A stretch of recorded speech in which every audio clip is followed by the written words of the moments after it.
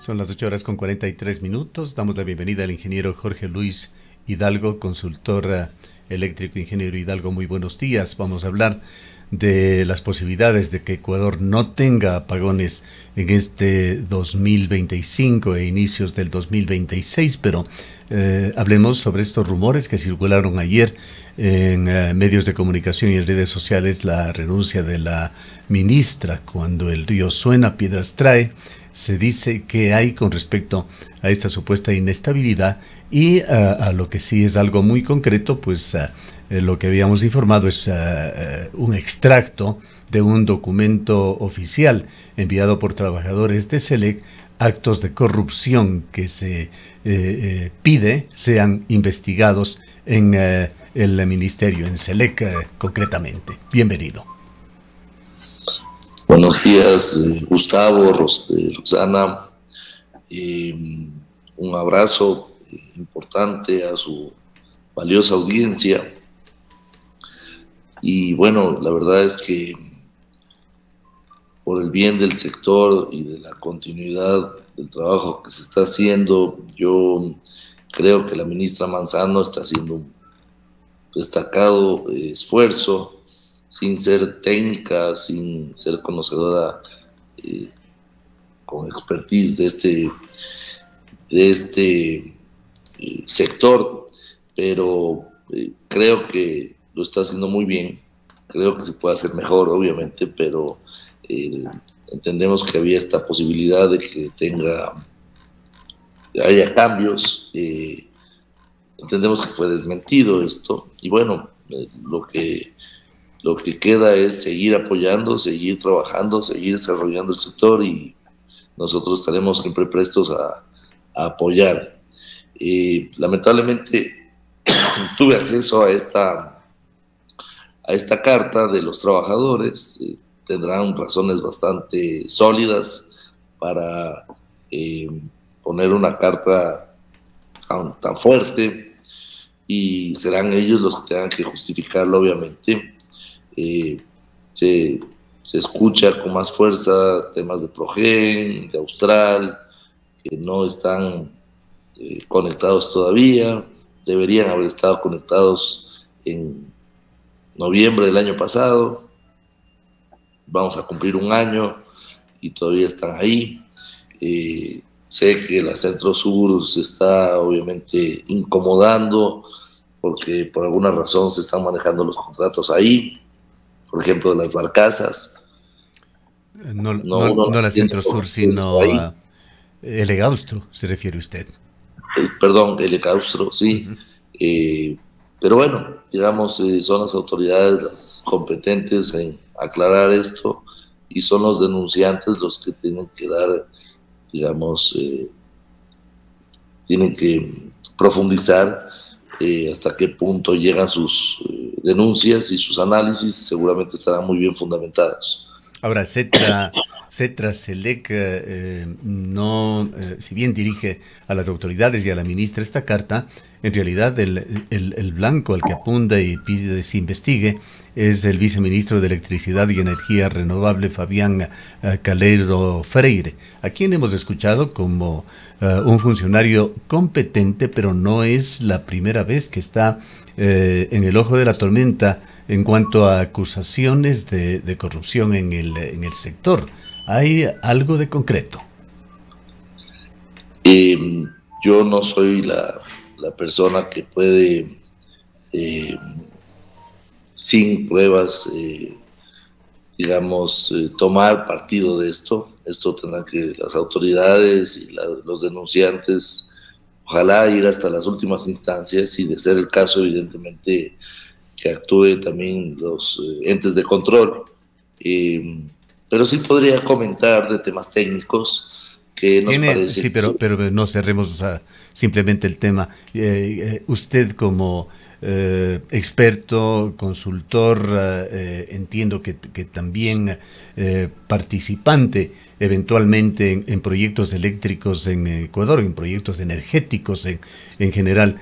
tiene confianza en que el sector está siendo manejado con transparencia. Y quizás valdría la pena añadir algo, ingeniero, muy buenos días, pues se abrió un examen especial por parte de la Contraloría precisamente a estos contratos generadores de electricidad, tanto para Quevedo como para el Salitral, y no olvidemos también que esta empresa Progen había sido ya cuestionada, en algunos momentos se llegó a hablar de una opaca trayectoria.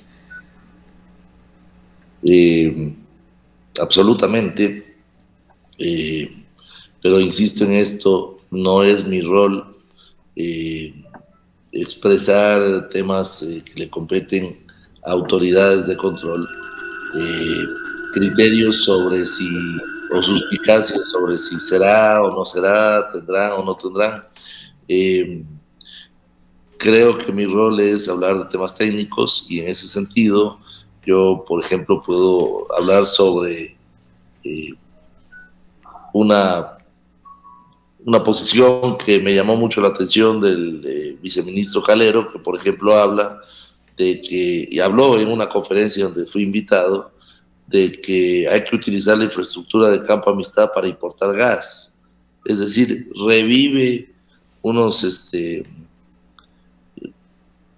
cuentos que lo manejaba el exministro René Ortiz y otros ministros, de que esta es la solución y nos venden cada año la misma solución, pero eso demuestra al menos falta de conocimiento o intereses de que quiere beneficiar a los importadores. ¿Por qué? Este tema, antes de seguir profundizando en esto, pero quedándonos allí mismo en este tema, ingeniero Hidalgo, imagino yo que no será extraño para usted conocer que esto del gas natural ha generado un gravísimo problema aquí en la provincia de La Suay.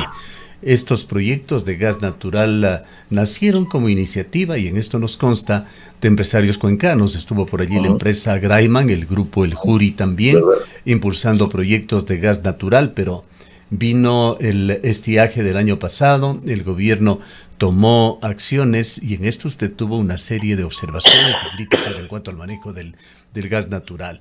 Y lo que se hizo finalmente es monopolizar el gas natural, que estaba sirviendo a varias empresas cuencanas como fuente de energía, y dedicarlo a la producción energética. Pero lo curioso es que se ha seguido haciendo eso incluso en época de estiaje, cuando la energía hidroeléctrica, por decirlo de alguna manera, está en exceso, sobra en el país.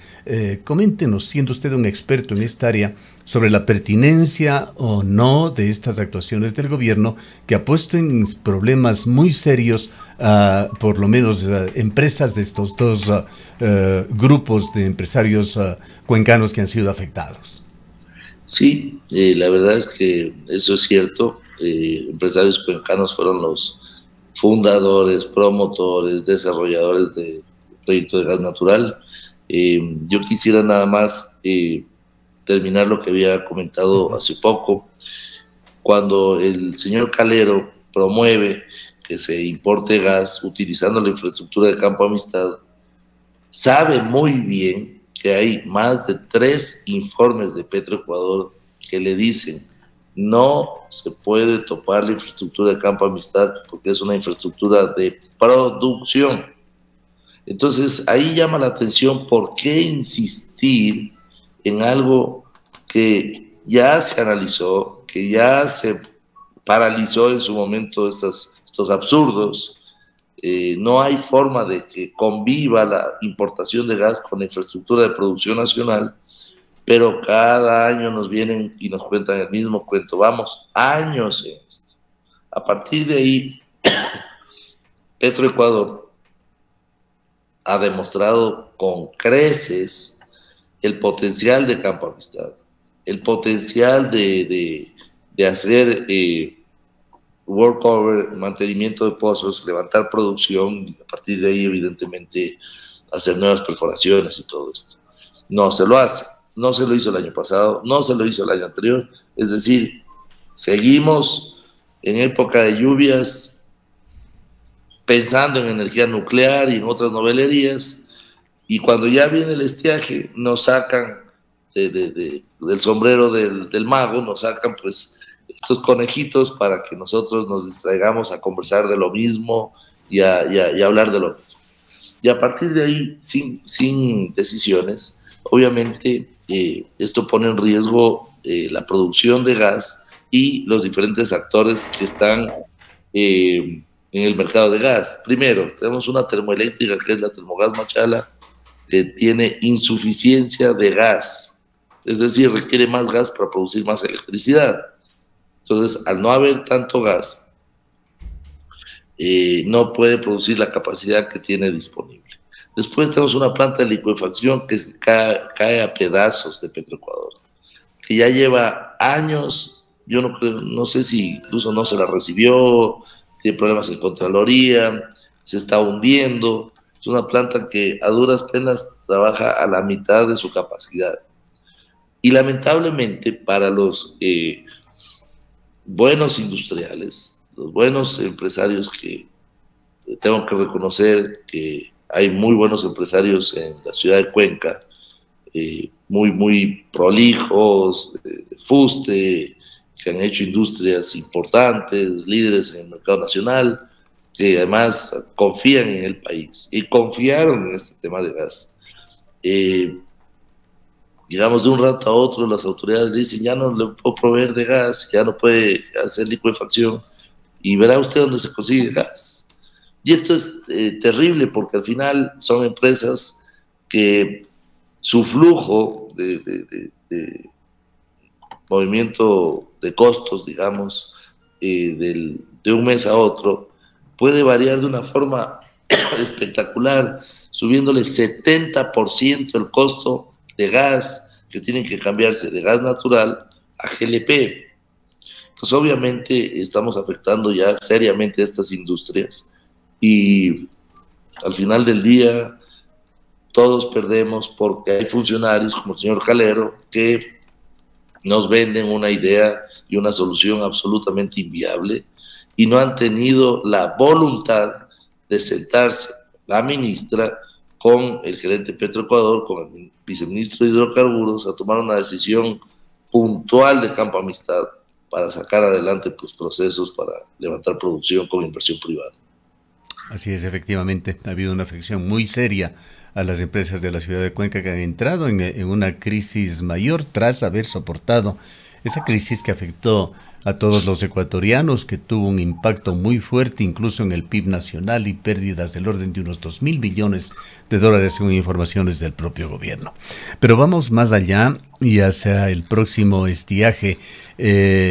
¿Coincide usted, ingeniero Hidalgo, en la cifra que se prevé de que Ecuador aún tiene un déficit de unos 750 megavatios, que es lo que hay que resolver todavía en caso de que se presente un estiaje con similares características del año anterior? A ver, primero, para no olvidarme, Cuenca siempre se ha caracterizado por unirse entre los empresarios más importantes, cámaras, etcétera, a defender ciertas posiciones.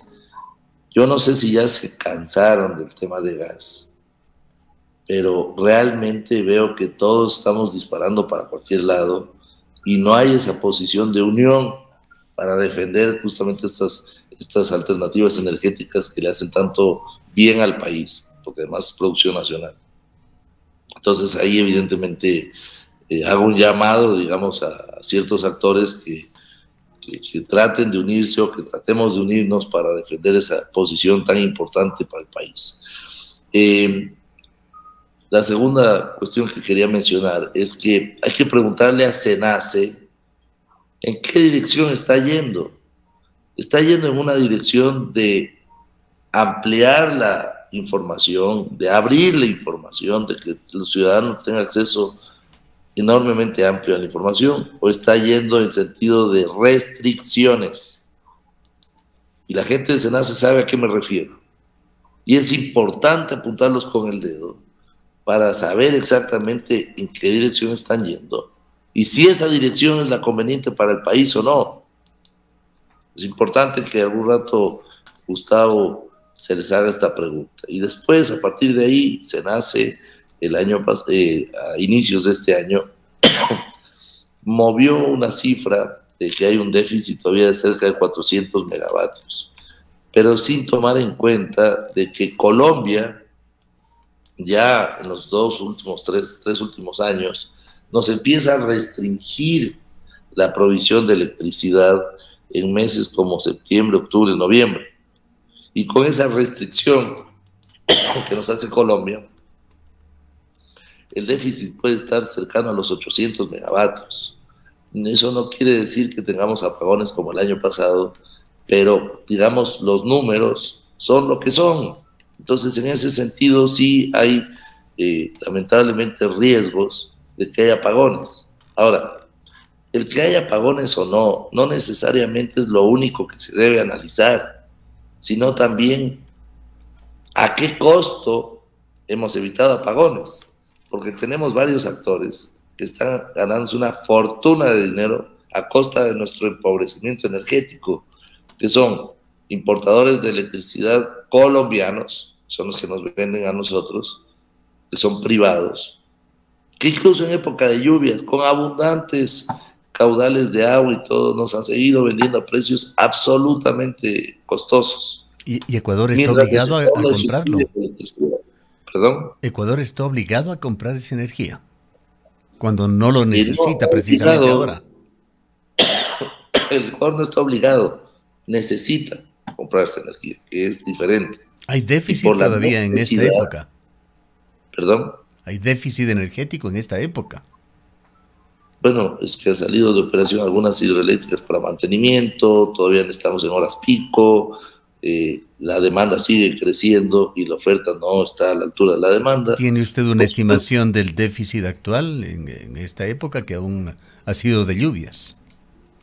Sí, o sea, digamos, sí se puede ver justamente en la información que restringe SENACE permanentemente, se evidencia todavía que hay 3 o 5 o 6% de nuestra energía todavía sigue dependiendo de los importadores de Colombia, de las barcazas que han seguido operando 24/7 y que, insisto en esto, no tienen intereses de quedarse 18 meses, sino 10 años, ¿sí? Y de importadores de combustibles, en este caso diésel, para generación eléctrica absolutamente costoso. Entonces, estos tres componentes yo les llamo el chulco energético, porque si bien aliviaron el sistema y evitaron apagones, este chulco energético es enormemente costoso. Colombia nos vende energía 7 veces más cara de la que produce el país.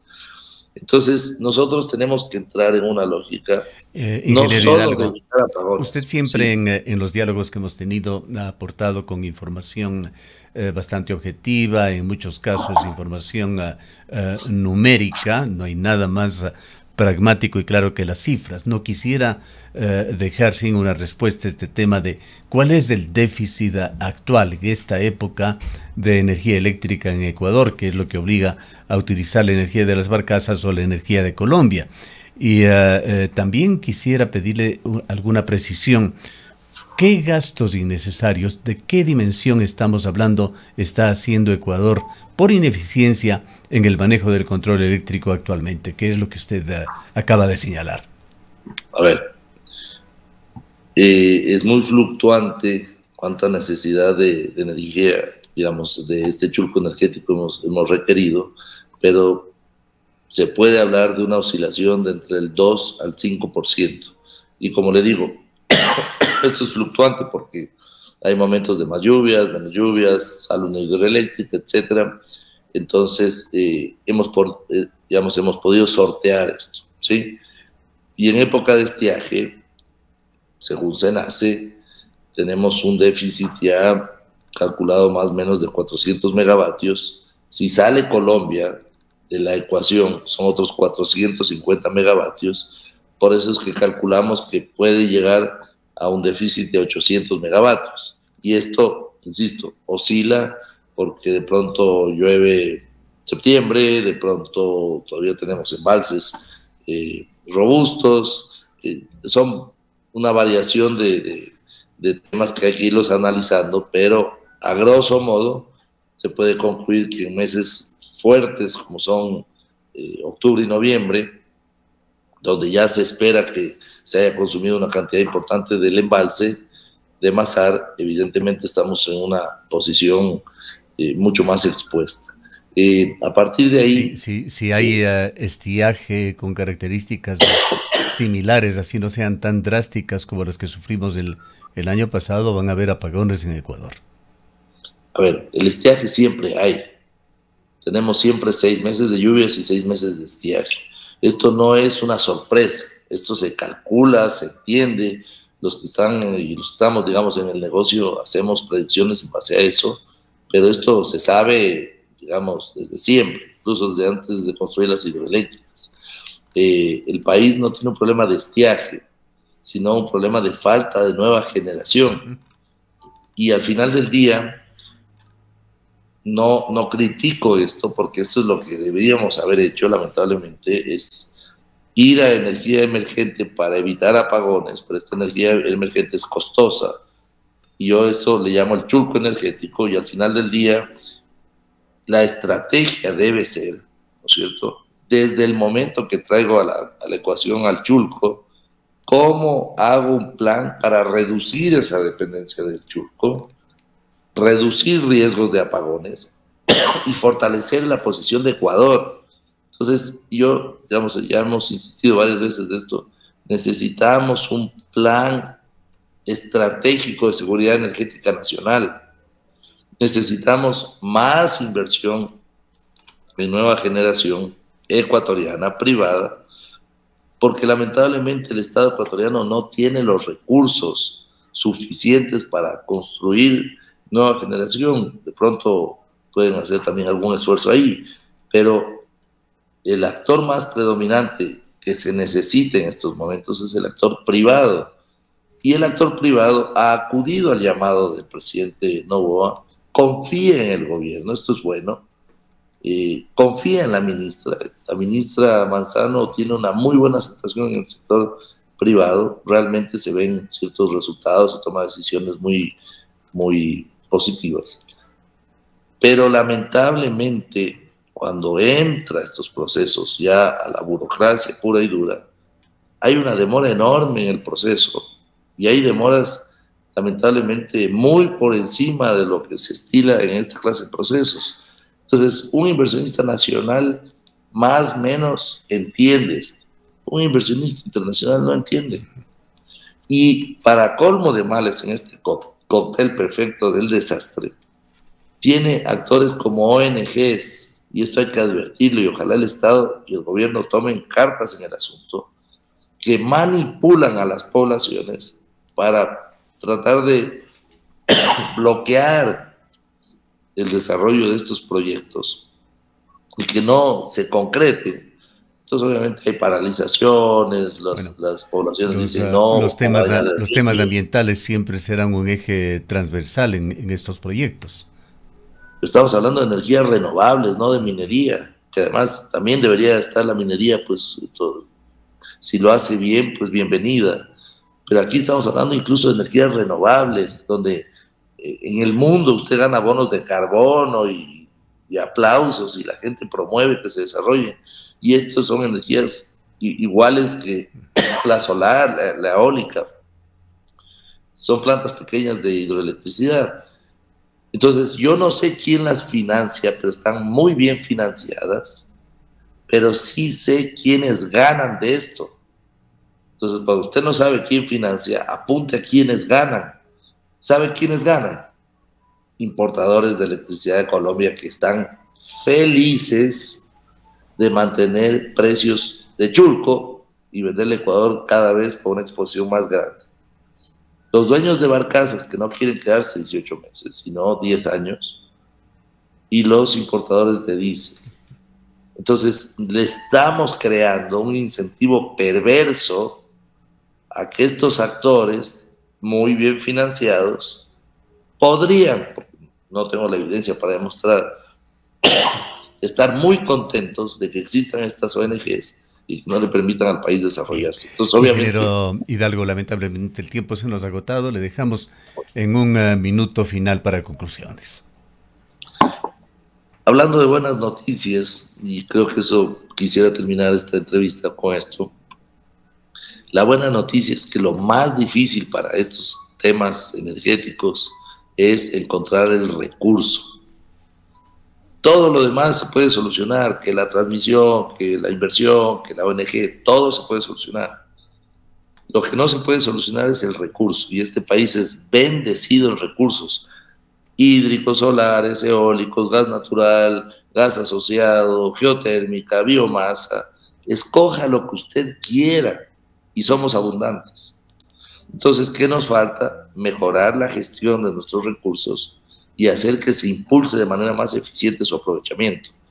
Con eso me despido. Bien. Gustavo, Rosana, gracias por la invitación. Le agradecemos mucho a usted. Han escuchado al ingeniero Jorge Luis Hidalgo, él es experto en energía de Green Power. Son las 9 horas.